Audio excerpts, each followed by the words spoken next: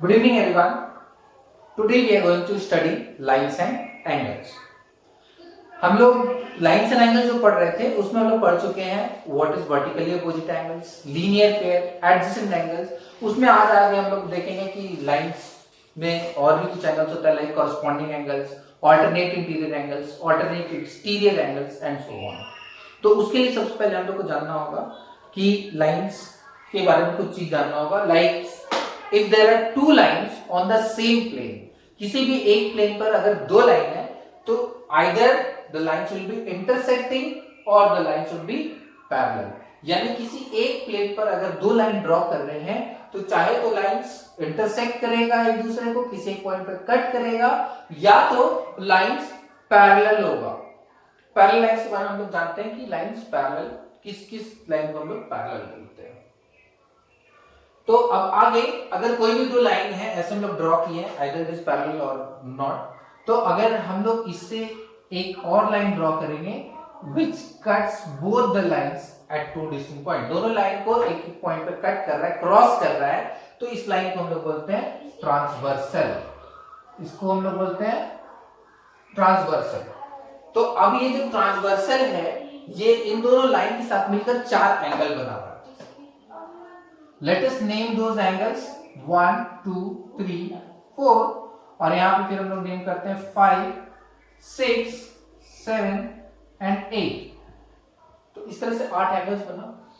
तो अब ये दो लाइंस है और ये एक ट्रांसवर्सल है.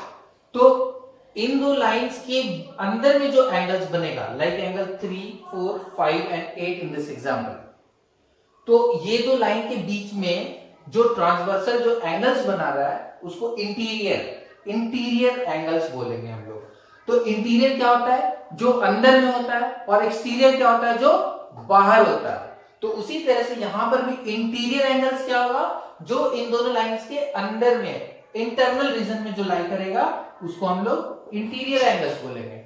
Like 3, 4, 5 and 8 in this case. Exterior क्या होगा? जो बाहर की तरफ होगा. जैसे आपका घर का इंटीरियर और एक्सटीरियर होता है ना, घर के अंदर वाला चीज को इंटीरियर बोलते हैं और घर के बाहर वाला चीज को एक्सटीरियर बोलते हैं. उसी तरह से इन दोनों लाइंस के अंदर में जितना एंगल्स बन रहा है उसको इंटीरियर बोले और जो बाहर बन रहा है उसको एक्सटीरियर बोले. तो like 1, 2, 6 and 7 are exterior angles in this example.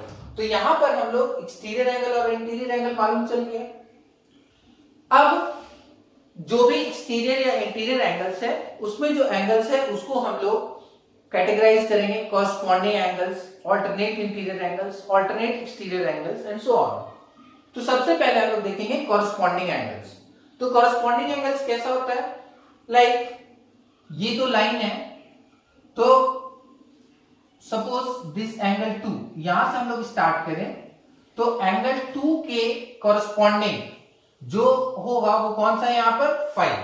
यानी कि on the same place of the second line, जैसे पहला लाइन पे जो एंगल बना 2 उसी के कॉरस्पॉन्डिंग यानी कि सेम प्लेस पर सेकेंड लाइन में जो एंगल बनेगा ये इन दिस एग्जांपल 5, तो ये दोनों कॉरस्पॉन्डिंग एंगल कहलाएगा. उसी तरह से एंगल 1 के लिए कॉरस्पॉन्डिंग हो जाएगा एंगल 8 और सिमिलरली एंगल 4 का कॉरस्पॉन्डिंग 7 और 3 के लिए corresponding 6. I'll write it once over here. Like angle 2 के लिए corresponding क्या है हमारा? Angle 5. तो angle 2 and angle 5 are corresponding angles. Similarly, जिस प्लेस पे वन लाइन कर रहा है लाइन L के लिए, उसी प्लेस पे लाइन N के लिए कौन सा होगा? एंगल 8 होगा. तो एंगल 1 और एंगल 8 corresponding हो गया. एंगल 1 and एंगल 8 corresponding हो गया. Similarly, angle 4 and angle 7 and angle 3 and angle 6.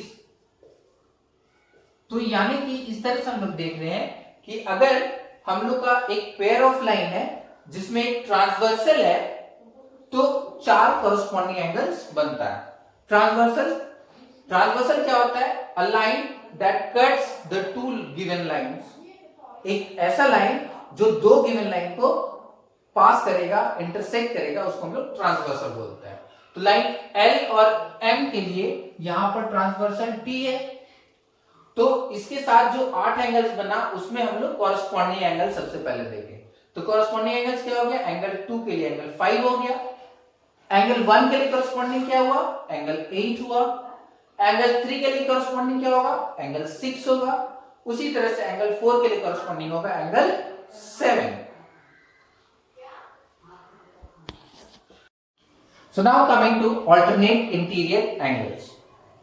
Before moving to alternate interior angles, एक चीज और हम याद दिला दें कि corresponding angles जो होता है they always lie on the same side of the transversal. तो आप लोग यहाँ पे देख सकते हैं जैसे 2 और 5 को हम corresponding बोले तो they are on the same side of the transversal. इधर 1 और 8 को बोले again they lie on the same side of the transversal. So now corresponding angles के बारे में बहुत बात हो गया, अब हम लोग पहचान सकते हैं कि किसको corresponding angles बोलते हैं। Now coming to alternate interior angles. तो जैसा कि यह नाम बता रहा है alternate का मतलब क्या होता है, एक छोड़कर एक के बाद दूसरा गैप करेंगे तीसरा वाला, तो एक छोड़कर एक। और इंटीरियर का मतलब क्या होता है, अंदर। तो अभी हम लोग थोड़ी देर पहले समझे थे इंटीरियर एंगल्स क्या होता है। तो यहाँ पर हमारे पास 4 इंटीरियर एंगल्स है, 4, 3, 5 और 8। तो इंटीरियर एंगल्स में ऑल्टरनेट एक छोड़कर एक, like if we start with 4 से स्टार्ट करेंगे तो उसके बगल में 3 है, इसको छोड़ेंगे, नेक्स्ट क्या आएगा, ये 5 आएगा। तो 4 इंटीरियर एंगल 4 से स्टार्ट किए तो इसके ठीक बगल वाला एक थर्ड को छोड़े और यहाँ पे 5 पे आ गए। तो in this case 4 and 5 are alternate interior angles. Similarly अगर 3 का बात करें तो 3 से इधर आएंगे हम लोग क्लॉकवाइज डायरेक्शन में मूव कर रहे हैं, और you can move anti clockwise also, but you need to move in one direction. तो यहाँ 3 से स्टार्ट किए तो 3 से 5 के पास आए, हमको एक छोड़ना है क्योंकि ऑल्टरनेट है, तो 3 के बाद 5 छोड़े, नेक्स्ट क्या है, 8 है। तो 3 and 8 are alternate interior angles. So here we get 2 pairs of alternate interior angles, 4 and 5 and 3 and 8। तो हमेशा ऑलवेज हम लोगों को 4 पेयर ऑफ कॉरेस्पॉन्डिंग एंगल मिलेगा, 2 pair of alternate interior angles मिलेगा, उसी तरह से 2 पेयर ऑल्टरनेट एक्सटीरियर एंगल का भी मिलेगा। तो ऑल्टरनेट एक्सटीरियर एंगल क्या होगा, ये हम लोग बखूबी नाम से ही समझ जाएंगे ऑल्टरनेट एक्सटीरियर क्या है। जैसे ऑल्टरनेट इंटीरियर था, in the same manner alternate exterior बाहर वाले एंगल्स के साथ बात करेंगे। तो जैसे 1 के साथ यहां स्टार्ट की तो बगल में 2 वाले को छोड़े, सिर्फ एक्सटीरियर में देखना, अंदर वाला एंगल नहीं देखना। तो क्योंकि ऑल्टरनेट एक्सटीरियर है तो 1 के बाद 2 छोड़े, नेक्स्ट एक्सटीरियर क्या है, 6 है। तो 1 and 6 are alternate exterior. Similarly 2 and 7 are alternate exterior angles. तो यहां हम लोगों को क्या पता चला, 4 पेयर कॉरेस्पॉन्डिंग एंगल्स का मिलेगा, 2 पेयर ऑल्टरनेट इंटीरियर का मिलेगा और 2 पेयर ऑल्टरनेट एक्सटीरियर एंगल्स का मिलेगा। ठीक है, अब इसमें एक बहुत जरूरी जानने वाला बात क्या है, ये तो नाम का बात हो गया कि किसको कॉरेस्पॉन्डिंग एंगल्स बोलेंगे, किसको ऑल्टरनेट इंटीरियर एंगल बोलेंगे और किसको ऑल्टरनेट एक्सटीरियर एंगल बोलेंगे। इसका एक बहुत ही इंपॉर्टेंट प्रॉपर्टी है कि if the lines L and M are parallel, अगर लाइन L और M पैरेलल है, ये हम लोगों को मालूम है कि L is parallel to M, तो सारा कॉरेस्पॉन्डिंग पेयर इक्वल होगा, यानी कि angle 2 is equals to angle 5, angle 1 is equals to angle 8, angle 4 is equals to angle 7 and similarly angle 3 is equals to angle 6। सारा कॉरेस्पॉन्डिंग एंगल्स का pair equal होगा। Similarly angle 4 angle 5 के equal होगा, angle 3 angle 8 के equal होगा। यहां angle 1 angle 6 के equal होगा और एंगल 2 एंगल 7 के इक्वल होगा।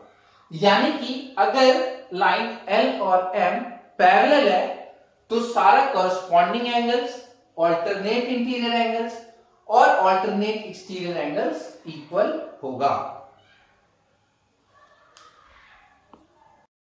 So now coming to the next, that is angles on the same side of transversal। तो angles on the same side of transversal, जिसको हम लोग को इंटीरियर एंगल्स भी बोलते हैं, साफ साफ पता चल रहा है ट्रांसवर्सल के सेम साइड पे, यानी ये अगर ट्रांसवर्सल है तो इसके अगर राइट ले रहे हैं तो राइट वाला एंगल और लेफ्ट ले रहे हैं तो लेफ्ट साइड वाला, और उसको हम क्या नाम दिए, को इंटीरियर। तो को इंटीरियर मतलब इंटीरियर एंगल्स का बात करेंगे, तो angles on the same side of the transversal भी होना चाहिए और इंटीरियर भी होना चाहिए। तो आप देखिए कि अगर ये ट्रांसवर्सल है तो इसका राइट साइड का बात करते हैं तो 3 और 5, ये एक पेयर बना जो angles on the same side of transversal है।